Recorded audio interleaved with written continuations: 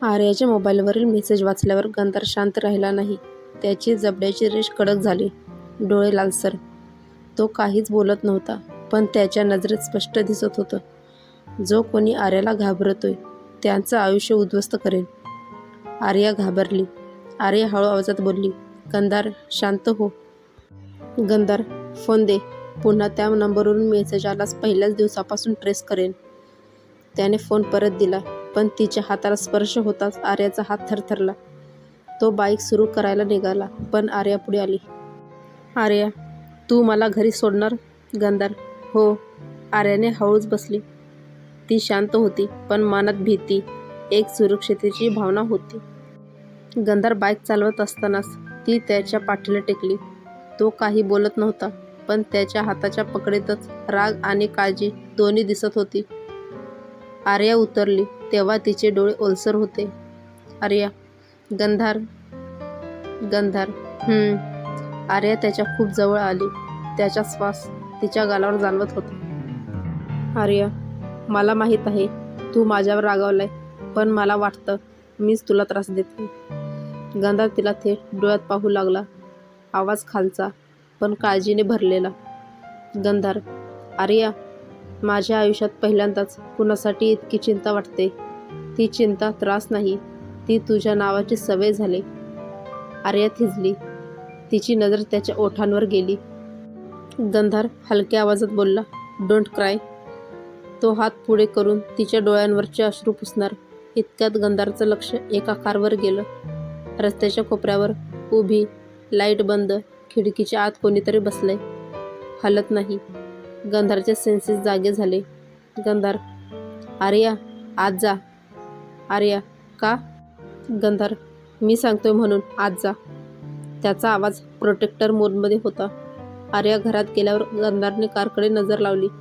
ती कार काही क्षणांनी हळू आवाजात हलली आणि अचानक रिव्हर्स घेऊन निघून गेली. गंधार भुवया उंचावून म्हणाला, गेम सुरू झाला आहे, आता बघू कोण किती खेळतो. त्या रात्री गंधार झोपू शकला नाही.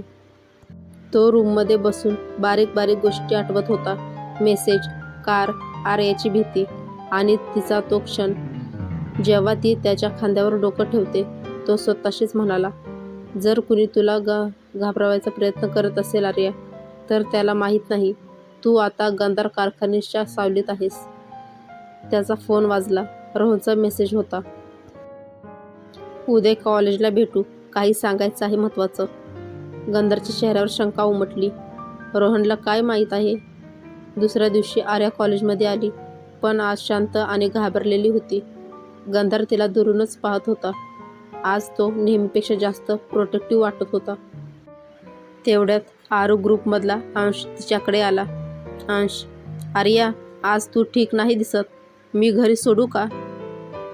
गंधारने ते ऐकलं. चेहऱ्यावरचं हसू गायब. तो सरळ त्यांच्या जवळ येऊन अंशच्या खांद्यावर हात ठेवतो. गंधार, सोडायची गरज नाही, मी सोडीन. आवाज शांत पण ताकदवान. अंशला समजलं, आता गेम वेगळ्या लेवल. आर्या शांत राहिली, चुपचाप गंधारकडे पाहत राहिली. ब्रेकमध्ये रोहन गंधारला बाजूला घेऊन गेला. रोहन, काल जे झालं त्याचा त्या मेसेजशी काही संबंध नाही. गंधार, सरळ बोल. रोहन, आर्याच्या मागे जो कोणी लागलाय ना, त्याला तुझ्याबद्दल पण माहिती आहे. गंधार, म्हणजे? रोहन हळू आवाजात बोलतो, कुणीतरी तुला आणि आर्याला कॉलेजपासूनच फॉलो करते. गंधार काही क्षण स्तब्ध झाला. मग हात मुठीत घट्ट आवळत म्हणाला, चला आता मजा येणार. क्लास संपल्यानंतर आर्या बॅगेत पुस्तके ठेवत होती. तेवढ्यात तिचा फोन व्हायब्रेट झाला. Unknown number. आज ब्लॅक ड्रेसमध्ये खूप छान दिसत होतीस, पण जास्त अट्रॅक्टिव्ह बनू नकोस. लोकांचा स्वभाव बदलायला वेळ लागत नाही. आर्याच्या हातातून फोन जवळपास पडला. तिने घाबरून आजूबाजूला पाहिलं. कुणीतरी तिला बघते असं जाणवत होतं. त्याच वेळी गंधार आत आला. त्याने तिचं घाबरलेल्या चेहऱ्यावरूनच ओळखलं. गंधार कडक आवाजात बोलला, कोणाचा मेसेज होता? आर्या काही बोलली नाही, फक्त फोन त्याच्या हातात ठेवला. मेसेज वाचताच गंधारचा चेहरा लाल झाला. डोळ्यांतून राग ओतप्रोत. गंधार, बस आता तो माझ्या हातात आहे. त्याने फोन लॉक करून परत दिला. गंधार आणि आर्या बाहेर आले. दोघे बाईककडे जात होते तेव्हाच त्याने पाहिलं. कालची तीच पांढरी कार लांब पार्क केलेली. काचेतून कुणीतरी दोघांकडे बघत होता. गंधार बाईक वळवणार इतक्यात आर्या म्हणाली, बसू का? गंधारने तिच्याकडे पाहिलं. ती त्याच्याजवळ उभी, डोळ्यात भीती, थोडा विश्वास. गंधार हळूच बोलला, हो मी आहे ना. आर्या बाईकवर बसताच कारचा दार हळूच उघडला. गंधारने ते लक्षात घेतलं. तो बाईक सुरू न करता कारकडे सरळ पाहू लागला. काही सेकंद, पण जसं तो पुढे जायला लागला, कारने अचानक वेगात रस्ता बदलून निघून गेली. गंधार मनात बोलला, पळ, पण किती दिवस? मी तुला स्वतः येऊन सापडायला लावेन. रात्री आर्या खूप बेचैन होती. झोप येत नव्हती. शेवटी डोळे मिटले आणि स्वप्न सुरू झालं. तिने पाहिलं, कुणीतरी काळ्या हुडीमध्ये तिच्या बेडजवळ उभा होता. चेहरा पूर्ण झाकलेला, हातात मोबाईल आणि स्क्रीनवर फोटो, तो पण आर्याचा. आर्या घाबरून नाही म्हणून ओरडली आणि दचकून जागी झाली. श्वास थांबल्यासारखा, कपाळावर घाम. तिने मोबाईलकडे पाहिलं. रात्रीचे 3 वाजले होते. आता तर ती एकटी झोपायलाही घाबरत होती. त्याच वेळी गंधारही झोपला नव्हता. त्याच्या रूममध्ये लाईट चालूच होती, पण तो बेडवर नव्हता. शर्ट काढून खिडकीजवळ उभा होता, हातात मोबाईल. स्क्रीनवर एक मॅप लोकेशन ॲप चालू होतं. रोहनने जो ट्रॅकिंग ॲप दिला होता त्यातून त्या अननोन नंबरचं लोकेशन पकडलं गेलं होतं. लोकेशन राणे वसाहत, मागचा जुने गोडाऊन. गंधार हसला, पण ते हसू धोकादायक होतं. गंधार बोलला, तुझी हिंमत तरी भारीच आहे.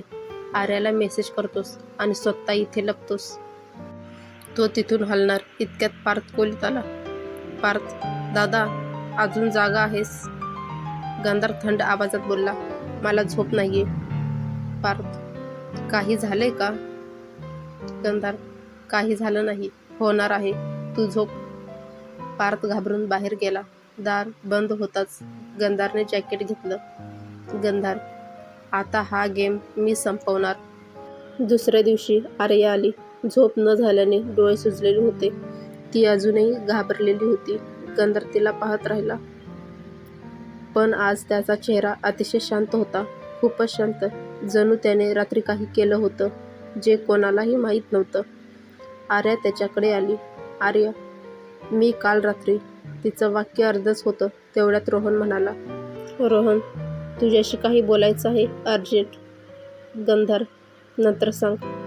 गंधार आर्याकडे पाहत बोलला, तू सांग. आर्या थरथरत्या आवाजात बोलली, मला स्वप्न नाही पडलं. कुणीतरी खरंच माझ्या रूममध्ये होतं. मला जाणवत होतं. गंधारच्या डोळ्यात वीज चमकली. गंधार, याआधी सांगितलं असतंस तर बरं झालं असतं, कारण आता उशीर झाला आहे. आर्या, उशीर का? गंधार हलक्या आवाजात बोलला, कारण मी काल रात्री त्याला भेटून आलो आहे. आर्या थिजली, थेट शून्यात पाहू लागली. आर्याच्या घरातून पुन्हा इमर्जन्सी कॉल येतो. गंधारने बाईक सुरू केली. थंड वारा, रिकामा रस्ता आणि बाईकवर एकमेकांवर टेकलेले 2 मनं. आर्या गंधारच्या मागून त्याच्या शर्टला घट्ट पकडून बसली होती. त्याच्या चेहऱ्यावर हलकी स्मित, त्याच्या छातीत मात्र प्रोटेक्टिव्हनेस दाटून आली. दोघे घरात पोचले तेव्हा दार अर्ध उघडं होतं. आर्या, आई, बाबा. कोणी आवाज दिला नाही. गंधारने लगेच पुढे येऊन आर्याला मागे घेतलं. गंधार कडक आवाजात बोलला, तू मागे राहा, मी बघतो.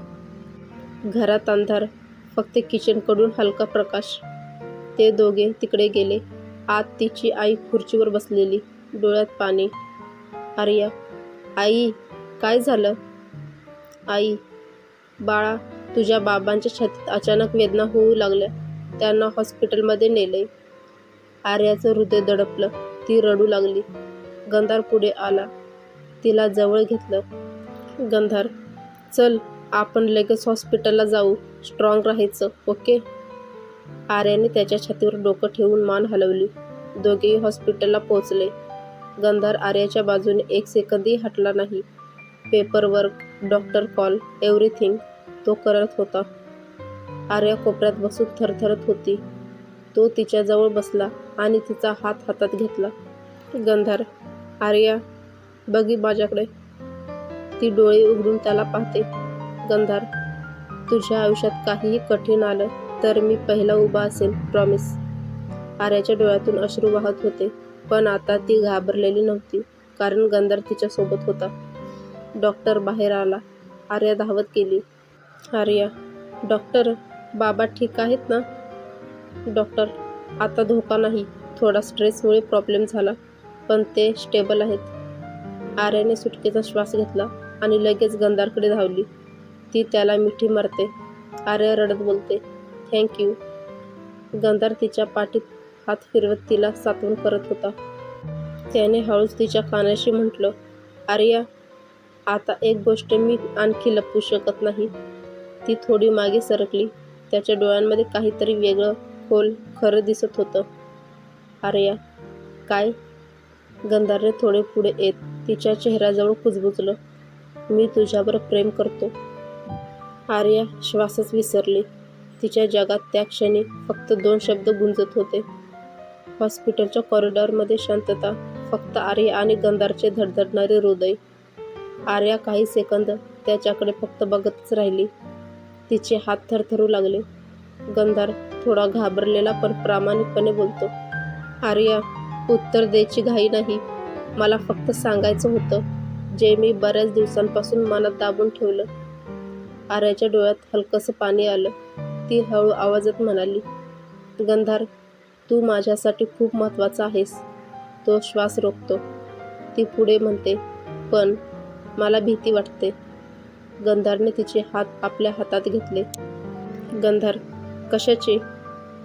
आर्या बोलते, कुणावर विश्वास ठेवायचा आणि नंतर हरवायचा. मला फक्त ते नको आहे. गंधार जवळ येतो. हळू आवाजात बोलतो, मग हरवलंच जाणार नाही. मी कुठे जाणार नाही. तू मला स्वीकारलेस किंवा नाही, मी तुझ्यासोबत नेहमी उभा राहीन. आर्याचे हृदय त्या क्षणी वितळलं, पण तिच्या मनात खूप गोष्टी होत्या. भय, भावना, अटॅचमेंट आणि तिच्या बाबांची परिस्थिती. डॉक्टरने दोघांना इनसाइड बोलावलं. बाबा झोपलेले पण स्टेबल होते. आर्या त्यांचा हात धरून रडू लागली. गंधार शांतपणे, काळजीपूर्वक तिच्या खांद्यावरून हात ठेवून उभा होता. तो काही बोलला नाही, पण त्याची उपस्थितीच तिला धैर्य देत होती. कधी कधी मी आहे हे शब्दात सांगायची गरज नसते. रात्र झाली होती. हॉस्पिटलचं टेरेस शांत. आर्या तिथे उभी होती. वाऱ्यात केस हलत होते. गंधार तिच्या जवळ जाऊन थांबला. तू ठीक आहेस?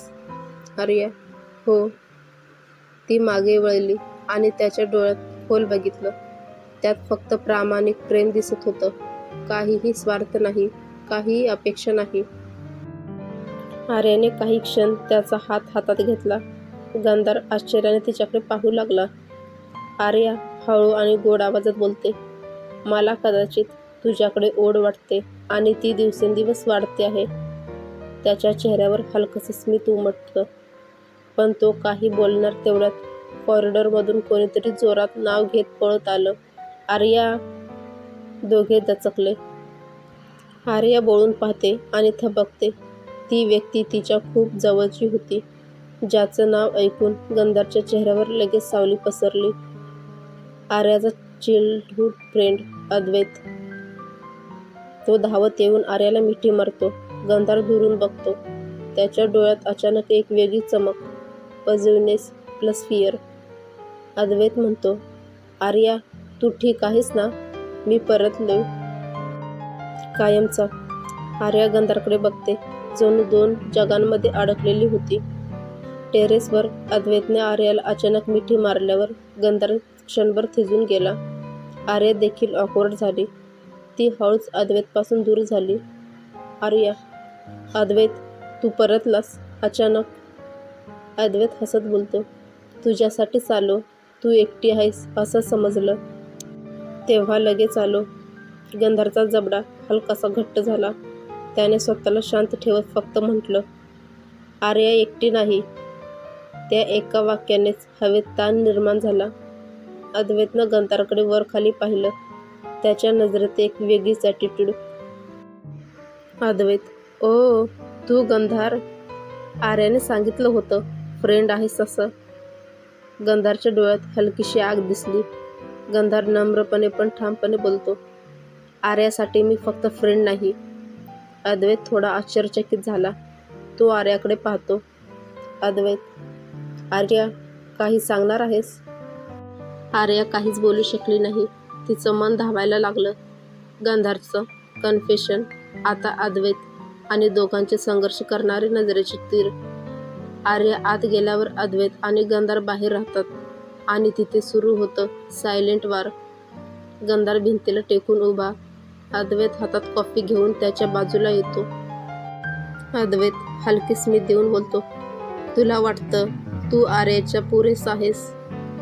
गंधार डोळ्यातून धारवात, वाटत नाही, मला खात्री आहे. अद्वैत, तुला तिचं भूतकाळी माहीत नाही. गंधार, तिचा वर्तमान मी आहे आणि भविष्यही मी व्हावं अशी माझी इच्छा आहे. अद्वैत थोडा अडकळतो. गंधारची मॅच्युरिटी, शांतता, डीप त्याला अपेक्षित नव्हती. आर्या बाबांच्या शेजारी बसलेली, पण तिचं मन मात्र अद्वैत आणि गंधार यांच्यामध्ये अडकलेलं. ती स्वतःशीच पुटपुटते. गंधार जवळ असताना मला शांतता मिळते, पण अद्वैत माझा भूतकाळचा भाग आहे. मी नेहमी काय अनुभवते आहे. तिचे डोळे पाणवतात. रात्र उशिराची. अद्वैत निघून जातो काही कामाने. आर्या परत टेरेसवर जाते. थंड हवा, रात्रीचा शांत पसारा. गंधार तिथे शांत उभा असतो. तो तिच्याकडे पाहतो. राग नाही, पजवणीच नाही, फक्त प्रामाणिक कन्सर्न. गंधार, आर्या, तू ठीक आहेस? आर्या हळू आवाजात बोलते, मला माहीत नाही, मी कन्फ्युजन झाले. गंधार एक पाऊल जवळ येतो. गंधार बोलतो, तू जो निर्णय घेशील, ज्या व्यक्तीला निवडशील, मी ते स्वीकारेन. कारण माझं प्रेम तुझ्यापेक्षा मोठं नाही. तुझं सुख माझ्यापेक्षा मोठं आहे. आर्याचे डोळे भरून येतात. तिला जाणवतं, गंधारचा लव शांत, प्रगल्भ, सुरक्षित. अद्वैतची प्रेझेन्स, आठवणी, ओळख, गुंतवणूक. ती एकदम गंधारचा हात पकडते. आर्या कंपणाऱ्या आवाजात बोलते, कृपा करून मला सोडून जाऊ नकोस. गंधार तिचा हात घट्ट पकडतो. गंधार, मी नाही जाणार, पण तू कोणाकडे वळणार आहेस ते तुझे मन ठरवेल. आर्याच्या फोनवर कॉल येतो. Unknown number. ती उचलते. फक्त एक वाक्य, तू कोणावर विश्वास करते ते बदलायची वेळ आली आहे. Phone cut. आर्या घाबरते. गंधार तिच्याकडे धावत येतो. गंधार, काय झालं? कोण होतं? आर्या, गंधार, कुणीतरी धमकी दिली. ते म्हणाले, विश्वास बदलायची वेळ आली आहे. गंधारचा चेहरा काळवंडतो. त्याचा आवाज अचानक धोकादायक शांत होतो. माझ्या असताना कोणीतरी तुला घाबरवेल. मी शोधून काढेन कोण आहे तो. आर्या त्याच्या मिठीत शिरते. पहिल्यांदाच भीती, सुरक्षा, प्रेम एकत्र जाणवतं. आणि खाली पॅसेजमध्ये कुणीतरी दोघांना बघत असतं.